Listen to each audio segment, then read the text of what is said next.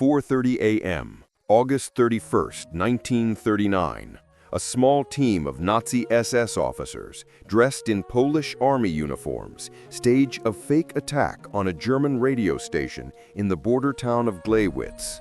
They broadcast a short anti-German message in Polish and leave behind the body of a murdered civilian, also dressed in a Polish uniform. The lie is transparent. The excuse is pathetic. But it is all Adolf Hitler needs. At dawn on September 1, 1939, without a formal declaration of war, 1.5 million German soldiers, 2,500 tanks, and 2,000 aircraft are unleashed upon Poland. The peace, bought with dishonor at Munich, is over. The Polish army prepared for a war like the last one, a war of infantry, of heroic cavalry charges, of static front lines. They were about to be hit by a war from the future. This was Blitzkrieg, lightning war. It wasn't just about tanks, it was a terrifyingly coordinated system.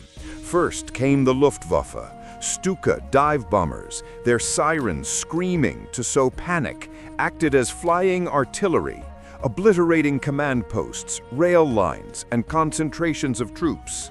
They targeted civilians, spreading terror and clogging the roads with refugees to block Polish reinforcements. Then came the panzers, not spread out to support infantry, but gathered into massive, independent spearheads. These panzer divisions didn't fight the Polish army head-on. They punched through the weakest points in the line and raced deep into the enemy's rear. They didn't stop to consolidate gains. Their only objective was to drive forward, sowing chaos, cutting supply lines, and encircling vast formations of Polish troops who suddenly found the enemy was behind them as well as in front. The motorized German infantry followed close behind, mopping up the surrounded and bewildered Polish forces. The Polish army wasn't just being defeated, it was being dissected. How could Hitler risk a two-front war? Because he had made the most cynical deal in modern history.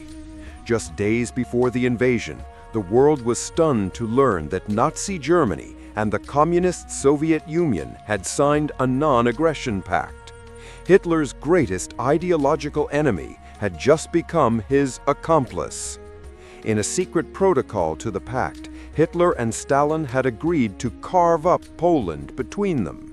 As the Poles fought desperately against the German onslaught in the west, they held on to the hope of a defensible line in the east. That hope was extinguished on September 17th when the Soviet Red Army invaded from the other side. Poland was caught in a vice, crushed between two totalitarian giants. In London, there were no more illusions. Hitler had ignored their final ultimatum to withdraw from Poland.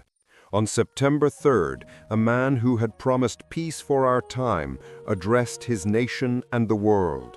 His voice was not defiant or proud, but filled with the weary, profound sadness of a man whose entire worldview had collapsed. Consequently, this country is at war with Germany. We have a clear conscience. We have done all that any country could do to establish peace. But a situation in which no word given by Germany's ruler could be trusted, and no people or country could feel itself safe, had become intolerable. Britain and France had declared war, but they offered no immediate help. The phony war began in the West, while Poland was left to die alone. The Polish people fought with incredible bravery. A cavalry brigade charged German tanks. The city of Warsaw held out under merciless bombing and shelling for 3 weeks. But courage was no match for overwhelming industrial and strategic superiority. On September 27th, Warsaw surrendered. By early October, the fighting was over. Poland had ceased to exist as a state. The campaign had lasted just over a month. Hitler had demonstrated to a horrified world the terrible efficiency of his new way of war. September 1st, 1939, Poland, war. Blitzkrieg.